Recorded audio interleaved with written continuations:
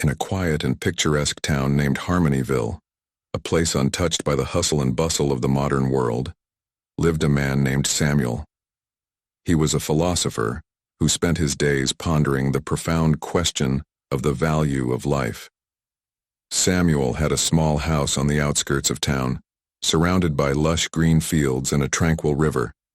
One bright morning, as the sun's first rays painted the sky in hues of gold, Samuel sat on his porch, lost in thought. He watched the river flow, its steady, eternal rhythm reminding him of life's continuity.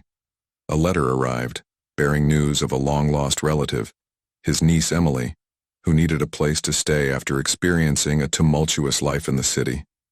Emily arrived in Harmonyville, carrying with her a heavy heart. The city had left its mark on her, a hectic job, unhealthy relationships, and a sense of emptiness. She was searching for something, though she couldn't quite put her finger on what it was.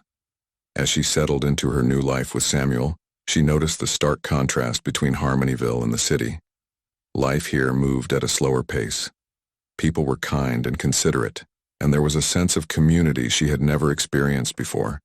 Samuel was her uncle, but he became her mentor, helping her find solace and purpose. Under Samuel's guidance, Emily began to understand the value of simplicity. They would take long walks in the countryside where the beauty of nature surrounded them. The chirping of birds, the rustling of leaves, and the gentle hum of the river spoke to her in ways she had never imagined. She realized that life's worth couldn't be measured in the fast-paced world she had left behind. Instead, it was in these serene moments where time seemed to stretch and each breath felt like a treasure. Samuel shared stories of his own life with Emily, recounting his travels and encounters with people from different walks of life. He spoke of a chance meeting with an old man in India who owned almost nothing but radiated contentment, and a woman in Africa who had very little but shared everything she had with her neighbors. These stories highlighted the diversity of human experiences and the varying perspectives on the value of life.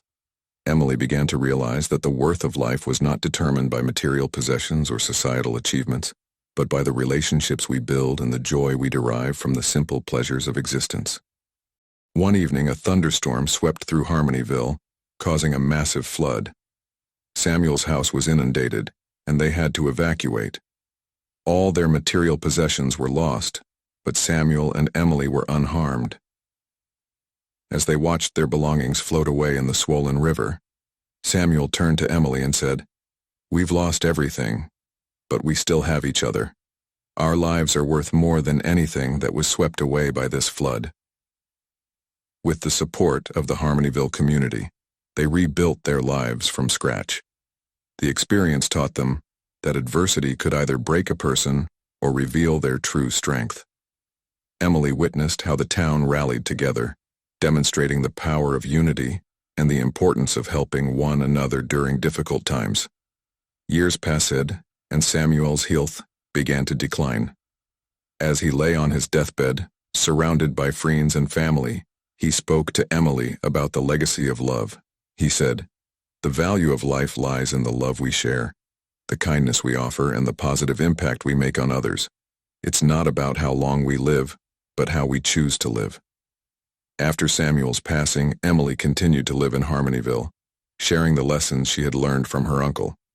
She became a source of inspiration, spreading the message that the value of life is immeasurable, and it is our choices, connections, and the love we give and receive that truly define its worth.